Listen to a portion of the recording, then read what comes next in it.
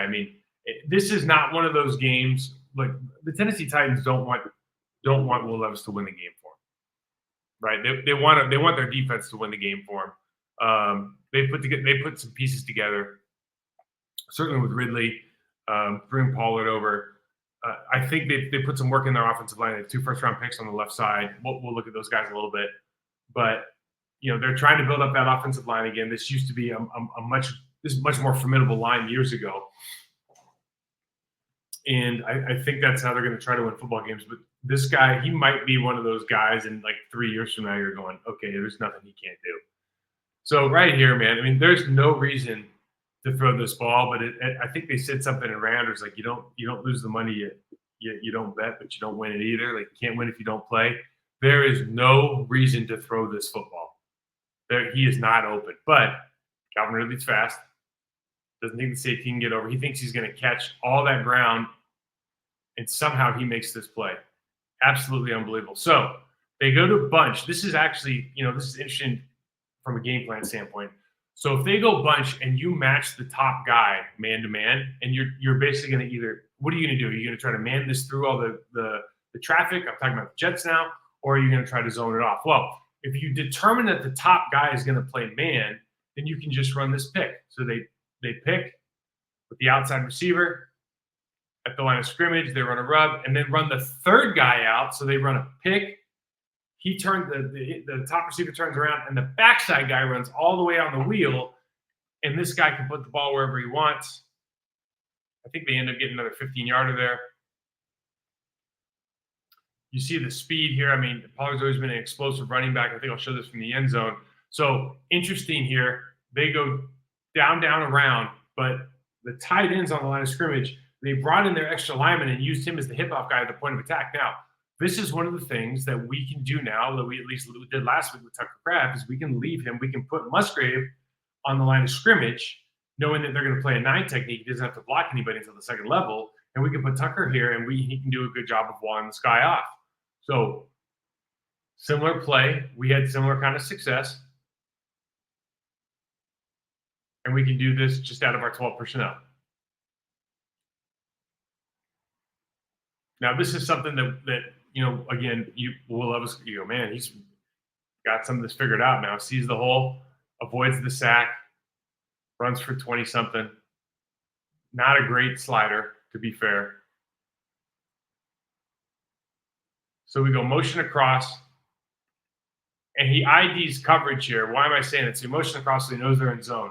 So what do you know about on that side, that side of the football in zone with that safety over? You have a flat defender.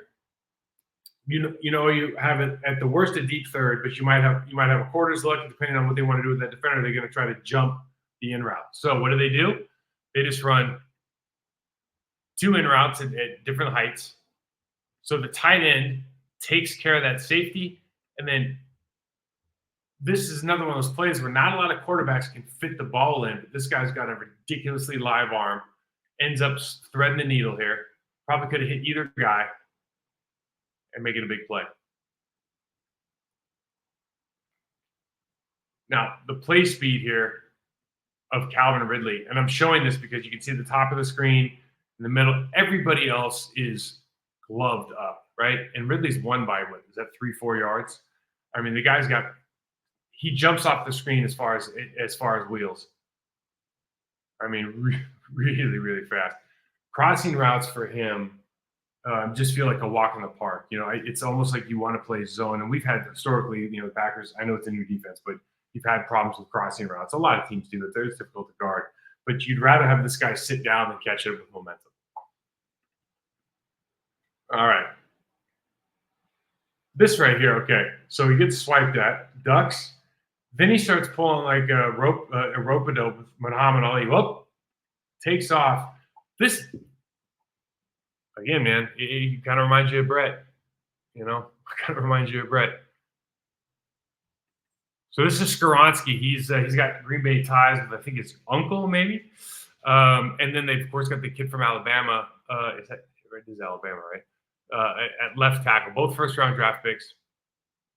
This flat step, you see how this is, so when Kenny should be watching this, and saying whatever you hear like a left gap or any kind of L word call, you need to attack the guard or or make a decision. Maybe you just want to attack the center, but this guard is not going to help you. You can attack that gap and penetrate because this guard is going to flat step. He's not going to go north and south. You see that his third step, so his left foot is already behind the defensive, his right foot. So he's got to reset his stagger in the wrong direction for trying to run block. So we get penetration. Backside guy comes and makes the play. Easy money. Now, Will Levis can run a keeper. They can run an RPO off that, but until they show it, I think you probably have to go and trust yourself here. Now, maybe the play of the weekend. This is Will the Thrill, man. This was, let's watch the ends. It's kind of indescribable. I think it's the play coach said maybe this was dumb. So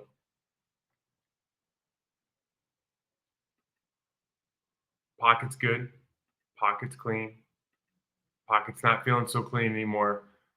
And it's not fair that this guy's on the ground and he doesn't see it. But this point, like he looks like Superman. It's like just take the L, man. Like your linemen are saying, just take the L. Like this is one of those we'll just take the sack. It was an accident. Like you got tripped, no big deal, right? Anything but throwing the ball. Just don't throw the ball backwards, man. Please, just don't. Oh my god. You get all the way down to it's hard to score points in the National Football League. It's hard to score points in the National Football League, and you're out there throwing the ball backwards on a Superman look over the defensive end's outstretched foot. So, listen, I don't know what the spread is on this game. I should find out. Let me figure it out real quick while we're talking. I think that for me, the Packers have to go into this game and feel, even though they have to play at Tennessee, I think they got to feel pretty good. So it's a point and a half to Tennessee. They're doing that because of the quarterback. It's clearly not the better team. I will say this, and I keep going back to it. The way that the Colts played defense was just, it didn't, at least for the first quarter and a half, just didn't make any sense. And I know the Packers only scored 16 points, but running that much, it just didn't make any sense. You got to test a quarterback, an inexperienced quarterback, more than they did. Now, the spread's at a point and a half. The over-under is 37. This is not going to be a high-scoring game, according to the experts, right? And these guys know a lot better than we do. And I would just say this. I'm talking about the betting guys, of course. I would just say this. The Tennessee Titans, we just saw it schematically, were porous in the way that the Jets got into some formations that caused them to literally not have gaps covered. Now, if the Packers see that and go, we can do the same thing. Like if the Tennessee Titans don't make any changes, it would be absolutely shocking. But at the same time, you got a new staff. Brian Callahan's. So I think Brian Callahan's father is there with him coaching O-line. So that O-line is going to continue to get better and better. Obviously, they've made some investments there. But they bring in Brian Callahan. He's kind of an offensive mind. And I would be interested to see if I can just check real quick. I should have done a better job of this. Let's see. Defensive. See who their DC is. Okay, Denard Wilson. 12 years of coaching experience, the defensive backs. Okay, well, so that makes a lot of sense. So he was a former DB coach. So what does that tell you? I mean, when you start looking at like the structure of the box, maybe they need to collaborate a little bit more on that. I don't know. I would just be so shocked, given how good they were at some other things over the last really 4 years, that you would see the same product on the field at the end of week 3 here. I think you're going to get. I can't imagine they're not going to run more games for their defense. I mean, that's literally how they've lived for the last 4 years.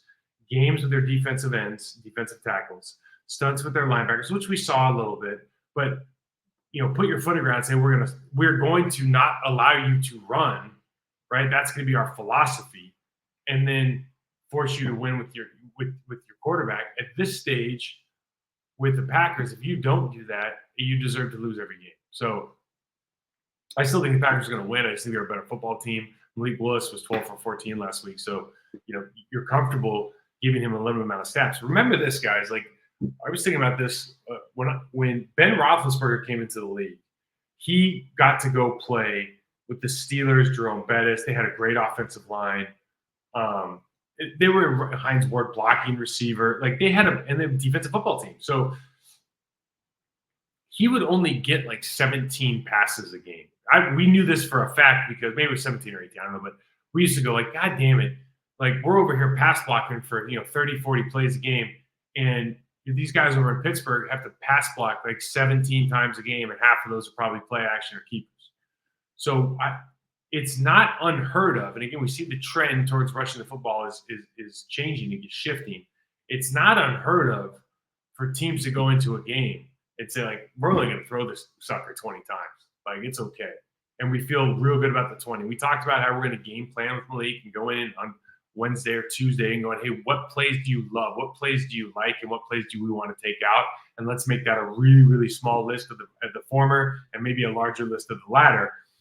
When you do that, the confidence you still in that quarterback, the reps that you get at practice, all that stuff expands. And now you have to lean on, the guys that have been around for a little bit longer. And certainly you have some leadership, particularly the offensive line position, in my opinion. And then with Josh Jacobs coming in, even though he's new, he's not new to the National Football League. Like, those are the guys you probably want to lean on a little bit more, along with Jaden Reed, along with Tucker Kraft, along with Wicks and Dot, all those guys. So it's very plausible to me that we go for the next 2-3 games running, passing the ball somewhere between, 17 is probably on the low end, but somewhere between 17 and 23 times a game and being really happy with it. So anyways, that's my that's what I would do. If I was the Packers, I would. And the other thing is, just get into empty like they did with Aaron, and pick out find a pitch and throw the quick pass.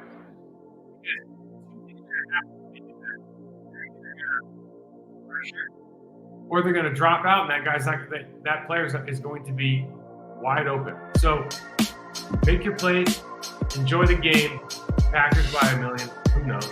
Find me, Mike160 on Twitter, Process Perform on Instagram. Subscribe, rate, review, guys. Thanks for watching. Talk to you next week.